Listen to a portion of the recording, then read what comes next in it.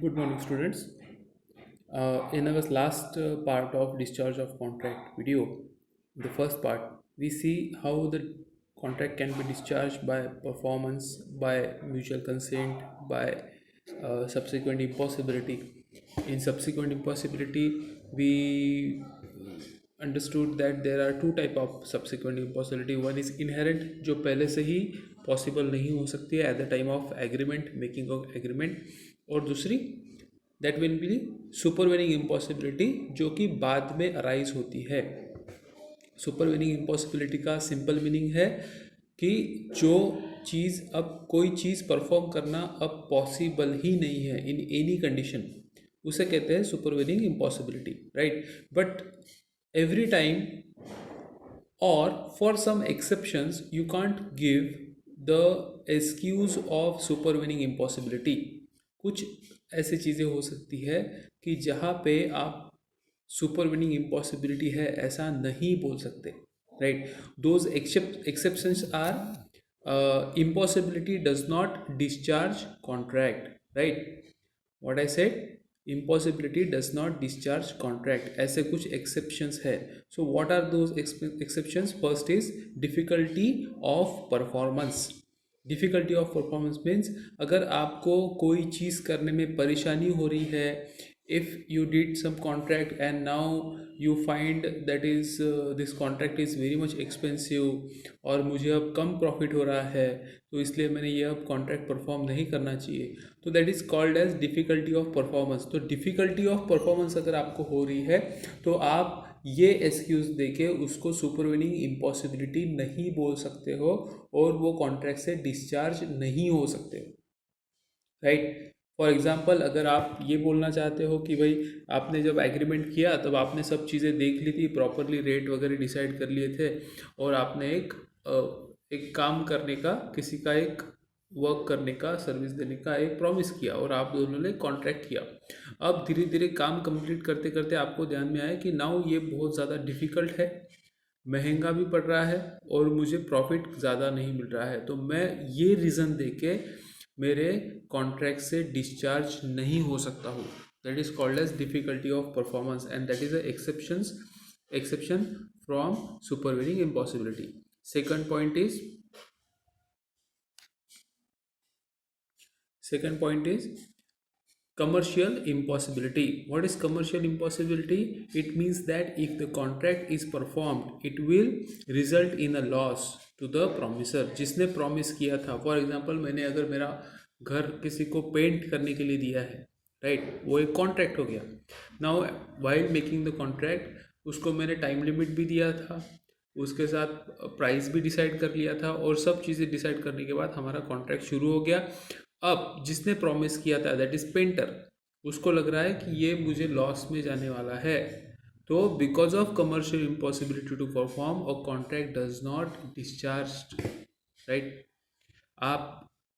आपको लॉस हो रहा है, इसलिए अब बीच में ही कॉन्ट्रैक्ट आप ये कमर्शियल इम्पॉसिबिलिटी का रीज़न देके एक्सेप्शंस नहीं ले सकते हो of supervening impossibility, right. Third is the promisor is not exonerated from his liability if third person on whose work the promisor relied fails to perform, right। For example, जैसे यहाँ पे एक example दिया है, उसको पहले मैं एलाबरेट करता हूँ। एक होलसेलर है, उसने ही contract to deliver goods, right, but contractor ने किसके साथ कॉन्ट्रैक्ट किया to deliver the goods to retailer, to various kirana shops होंगे या फिर कोई भी उसके रिटेलर हो सकते हैं, उसको उसने गुड्स डिलीवर करने का प्रॉमिस किया on specific date at specific price, right. But जो कि मैन्युफैक्चरर ने वो चीज़ें प्रोड्यूस ही नहीं की है, राइट, या फिर प्रोड्यूस ही नहीं की, दे फेल टू प्रोड्यूस, और इस वजह से वो होलसेलर को मिले ही नहीं। यहाँ पे थर्ड पार्टी कौन है? मैन्युफैक्चरर, और थर्ड पार्टी को मिले ही नहीं। ये रीज़न देके कोई भी होलसेलर अपने कॉन्ट्रैक्ट्स के साथ डिस्चार्ज नहीं हो सकता है जो कि उसने उसके रिटेलर्स के साथ किया है, right. He has to perform, he has a liability to give them a compensation, और जो भी उनका ये होता है उसको परफॉर्म करना ही पड़ेगा, right.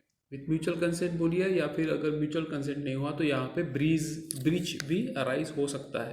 So that is not a exceptions कि भाई आपके थर्ड पार्टी ने वो काम पूरा नहीं किया, right. Then there is a strikes, lockout और civil disruption also.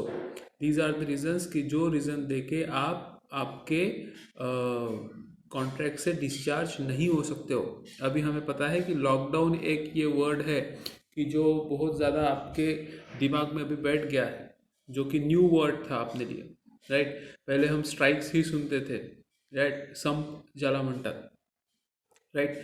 For example देखो, A agreed to supply B certain goods to produce in Algeria, right. जो कि भाई एक्सपोर्ट गुड्स था, वो एक पर्टिकुलर अल्जीरिया कंट्री है, वहीं पे बनता है। सो ए ने एग्री किया कि बी को मैं तुम्हें ये वो गुड्स लाके दूंगा।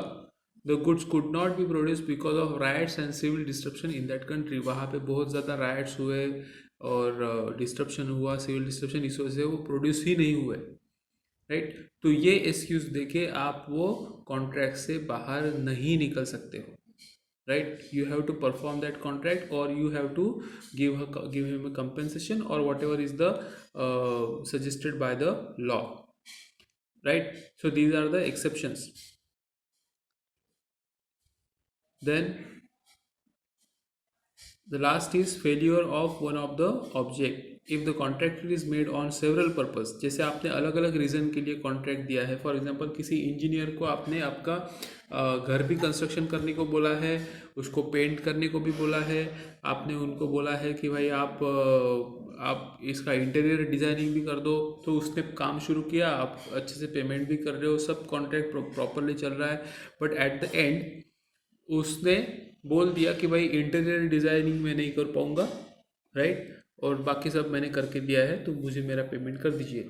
तो ये एक्सक्यूज़ देके, मतलब आपने 2-3 ऑब्जेक्टिव्स ध्यान में रखते हुए उसको काम दिया था, उसमें का एक भी ऑब्जेक्टिव अगर कंप्लीट नहीं हुआ है तो यू कांट टेल और you can't give him excuse to avail the supervening impossibility for discharge of contract, right. तो ये एक्सक्यूज भी सुपरवेनिंग इम्पॉसिबिलिटी में नहीं चलता है।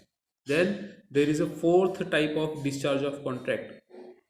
अभी तक हमने 3 टाइप देखे थे, by operation of law, by mutual consent, and third is by subsequent impossibility, fourth is by operation of law. The first type of discharge of contract by operation of law is by death. Death of a promisor result in termination of contract in cases involving personal skill or ability, right. जहाँ पे personal skill और personal ability decide करती है contract का nature, या फिर उसके ऊपर कॉन्ट्रैक्ट डिपेंड रहता है, वहाँ पे डेथ ऑफ अ प्रॉमिसर अगर होती है तो बाय ऑपरेशन ऑफ लॉ वो कॉन्ट्रैक्ट डिस्चार्ज हो जाते हैं।